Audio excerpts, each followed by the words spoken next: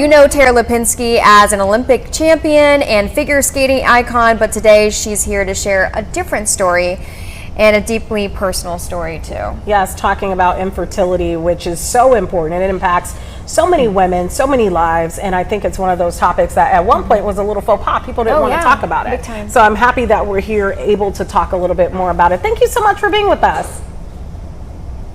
Of course, I'm excited to be here. Let's talk about what you've accomplished. You've accomplished so much of an athlete, as an athlete. What made you decide to publicly come out and talk about infertility?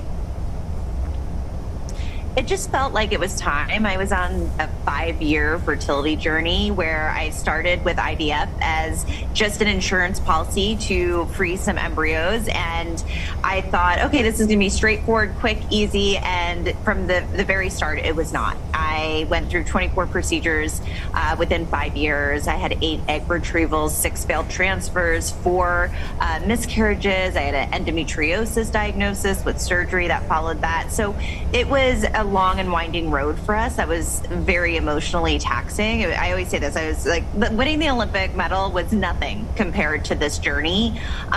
So that's why I think eventually when I did share my story, I was just so overwhelmed with the response and the support.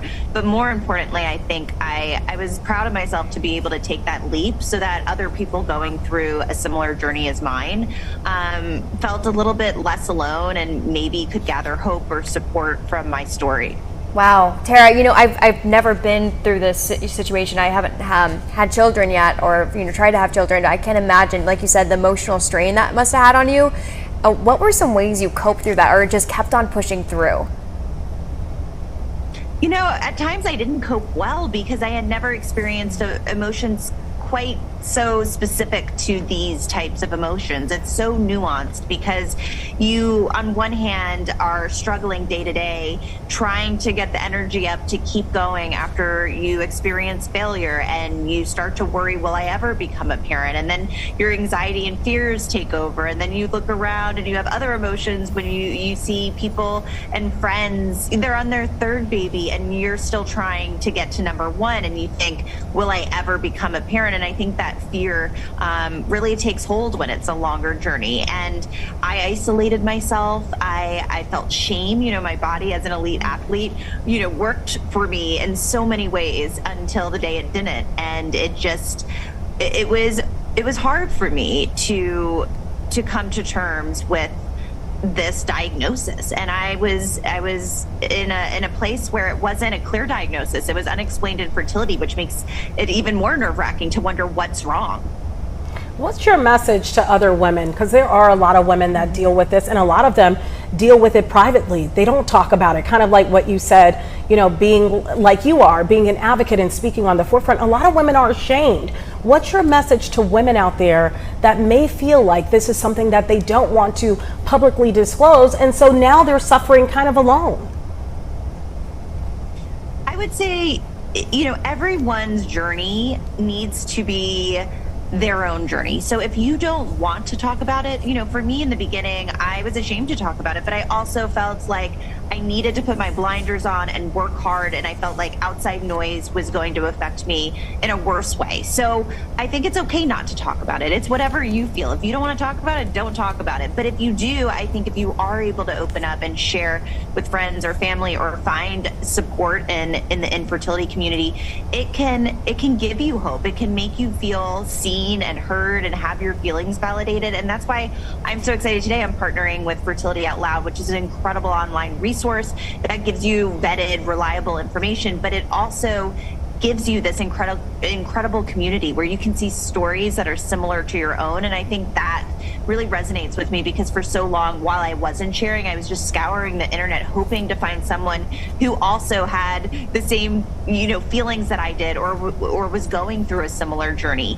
And you do need the support. It is not only physically taxing, but it's emotionally taxing, financially. It's a burden. It's a very difficult process to go through. That's why I always say, put me on the ice, I can handle that. But infertility, oh boy, that's another story.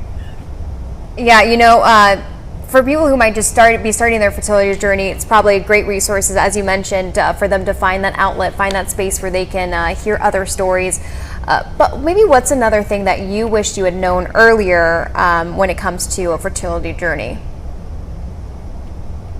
I wish I was a little bit more educated, to be honest. I think it wasn't until my mid-30s where I even thought about it. I was already married, and in my mind, I just feel like I saw newspapers and magazine articles. I was like, oh, this celebrity got pregnant at 45. And I thought, oh, I'll just get pregnant whenever I want to be.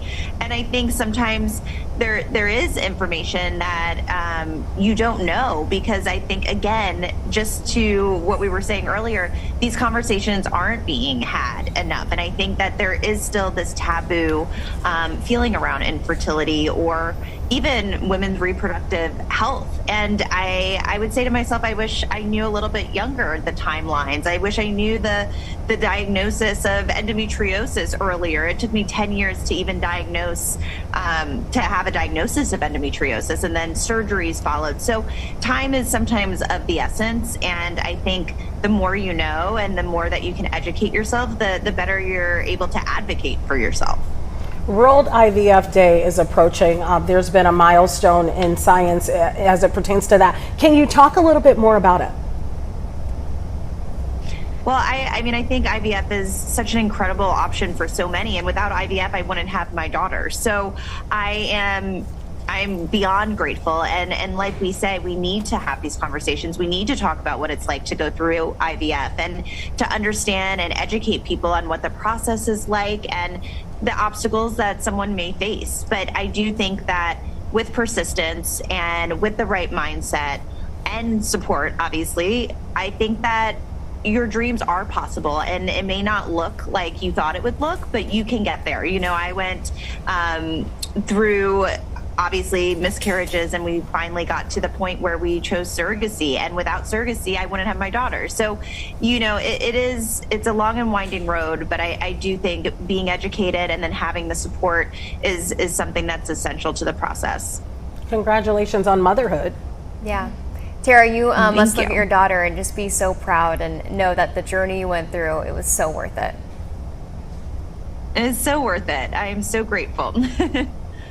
Can you tell us, you mentioned that there's an online resource out there for women that are dealing with infertility. Can you tell us the exact website so anyone that's watching, they can go there and, like you said, maybe they don't want to talk about it, but they have resources available? Right. So it's fertilityoutloud.com, and it's an incredible online resource. You have fertility coaches that can help you along the way. You have vetted, reliable, accurate information. So you're not just Googling and finding something that isn't accurate. But then again, like I said, the community is there, and maybe you aren't sharing your story with friends and family, but maybe this is a place where you can go to feel seen, to feel heard. I had I call it my fake Instagram account with a different name, that while I wasn't sharing publicly, I would follow people in the community, and it just made me feel less alone. So I think it is so important to be able to have a resource like this. I'm so happy that you're talking about it, because maybe your story will inspire someone else to come out and talk about their story as well. Thank you so much for being with us. It was great talking with you. Yes, thank you. It was so great chatting. Thank you. Thank you. Take care.